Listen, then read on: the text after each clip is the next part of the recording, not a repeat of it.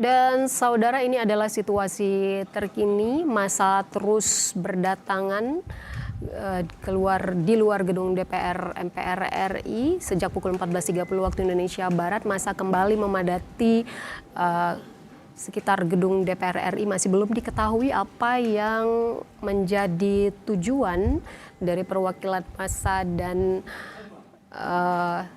ini adalah visual dari pantauan udara di mana massa terlihat sudah memadati luar gerbang gedung DPR MPR RI. Dari informasi yang kami dapatkan dari rekan kami di lapangan, massa yang diduga berdatangan ini adalah sebagian besar terdiri dari mahasiswa. Massa sudah mulai berdatangan sejak pukul 14.30 waktu Indonesia Barat. Apakah massa yang mulai berdatangan ini sama atau terkait dengan massa yang datang sejak pagi tadi masih belum diketahui. Masih belum diketahui juga apa yang menjadi tujuan dan tuntutan massa yang saat ini mulai memadati di luar gerbang gedung DPR MPR RI.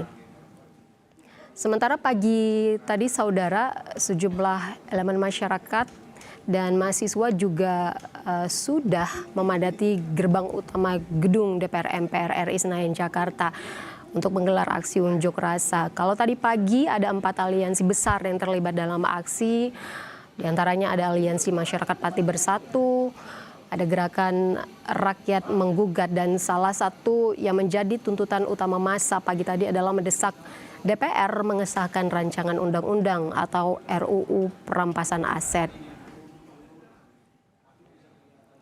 Sama seperti pagi tadi, untuk mengantisipasi gangguan keamanan dan menjaga kelancaran lalu lintas, Polda Metro Jaya menyiagakan personel di sejumlah titik di sekitar lokasi aksi.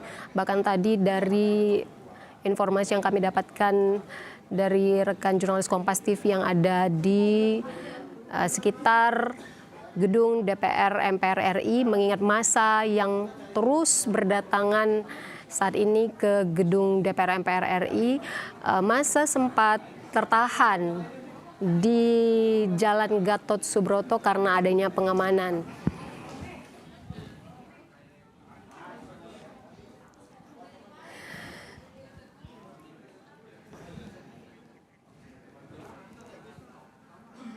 Dan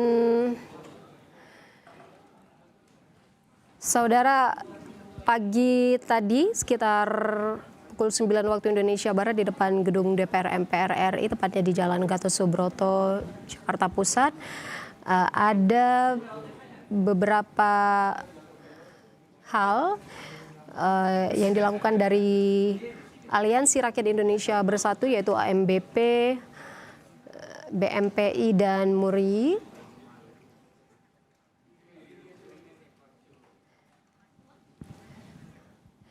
Saudara, untuk mengetahui informasi terkini dari gedung DPR MPR RI, kita bergabung dengan jurnalis Kompas TV Tifal Solesa dan juru kamera Jenivan Prapta di sana. Tifal, ada agenda apa di DPR saat ini?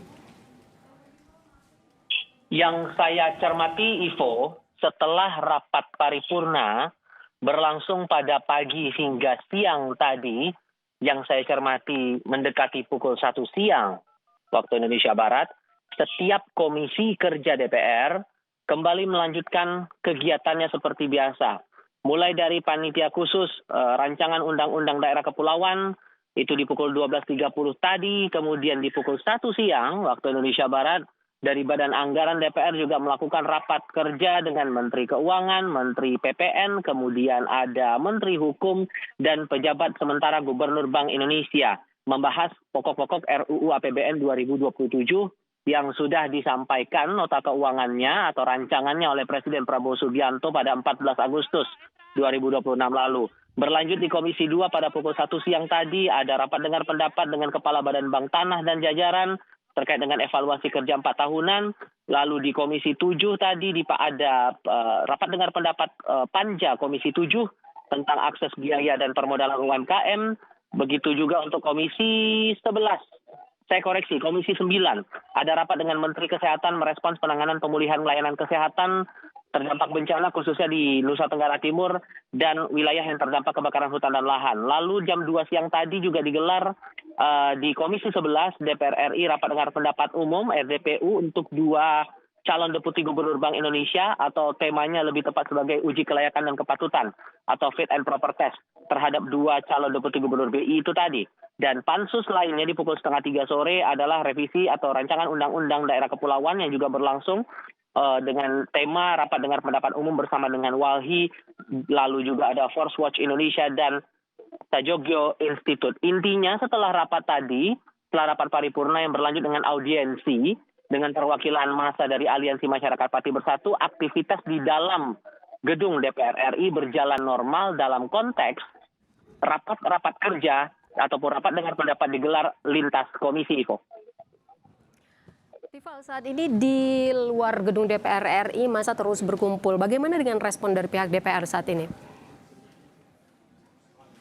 Terhadap masa yang baru masuk, ini masih kami coba konfirmasi dulu apa yang menjadi tanggapan dari DPR. Tapi yang setidaknya saya pahami, Ivo, dari pernyataan beberapa anggota parlemen, baik itu dari Komisi 3, Ketua Komisi 3 Habibur Rahman, kemudian juga Ketua DPR RI Puan Maharani, yang kami temui tadi setelah rapat paripurna, mereka menyebutkan bahwa karena ini adalah rumah rakyat, ini menjadi rumah bagi siapapun yang ingin menyampaikan aspirasi, menyampaikan pandangan, menyampaikan pendapat terhadap situasi tertentu, jadi dipersilakan selama sesuai dengan aturan dan mekanisme yang berlaku. Jadi tidak ada yang keliru, tapi apakah kemudian responsnya akan sama dengan pimpinan DPR atau 3 pimpinan DPR RI bertemu dengan perwakilan dari massa Aliansi Masyarakat Pati Bersatu, bertemu secara khusus dalam momentum khusus di kompleks parlemen ini masih butuh konfirmasi. Karena ini juga datang dari di luar masa yang sudah lama menunggu di depan DPR. Masa yang sudah lama menunggu di depan DPR MPR RI sejak sepekan yang lalu, Ivo. Mereka sudah menanti di sana sejak sepekan yang lalu untuk AMPB, tapi ini berbeda lagi dengan masa dari kelompok-kelompok yang lain.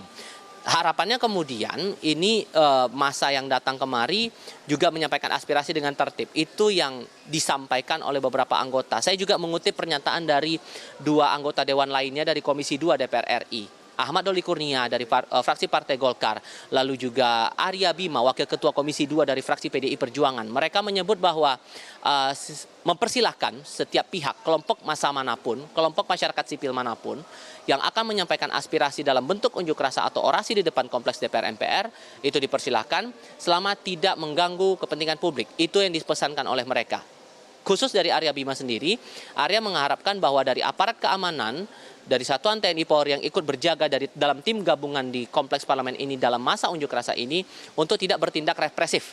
Itu yang disampaikan oleh Arya Bima merespons dari unjuk rasa yang berlangsung 27 Agustus 2026 yang terpusat di kompleks Parlemen Senen Jakarta ini, Ivo.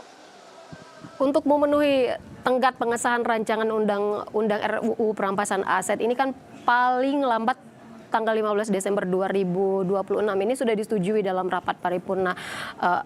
Tifal, dari yang Anda dapatkan di sana, apa yang menjadi langkah konkret DPR dan pemerintah yang harus dijalankan dengan sisa waktu paling tidak sekitar 8 minggu lagi ini?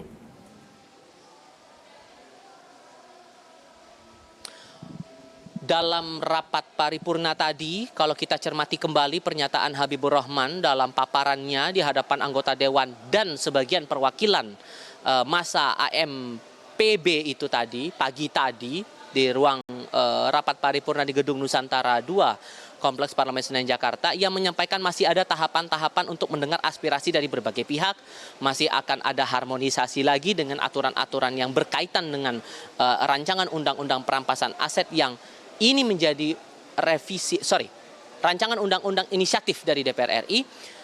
Belum lagi masih akan diselaraskan lagi dengan daftar inventarisasi masalah atau DIM yang dipegang oleh pemerintah. Jadi ini belum berhenti di ranah DPR saja. Setelah nanti DPR menampung aspirasi dari berbagai pihak, nanti akan ada rapat bersama dengan pemerintah sambil menunggu pemerintah memberikan penjelasan siapa menteri yang akan ditugaskan oleh Presiden Republik Indonesia mengikuti rangkaian proses pembahasan dalam rancangan Undang-Undang Perampasan Aset terkait tindak pidana. Itu nama lengkapnya, RUU Perampasan Aset terkait tindak pidana. Ini masih belum tersampaikan detail siapa persisnya, tapi yang terakhir kali saya pahami, Menteri Koordinator Bidang Hukum, HAM, Imigrasi, dan Pemasyarakatan, Yusril Iza Mahendra menyampaikan bahwa tinggal menunggu arahan dari Presiden terhadap siapa menteri yang akan ditugaskan mengawal proses RUU Perampasan Aset ini hingga tuntas paling lambat pada 15 Desember 2026. Tenggat waktu yang sudah terang-terangan disampaikan baik itu di rapat paripurna yang dipimpin langsung oleh Sufmi Dasko Ahmad maupun audiensi antara pimpinan DPR bersama dengan perwakilan dari Aliansi Masyarakat Pati Bersatu itu tadi, Ivo.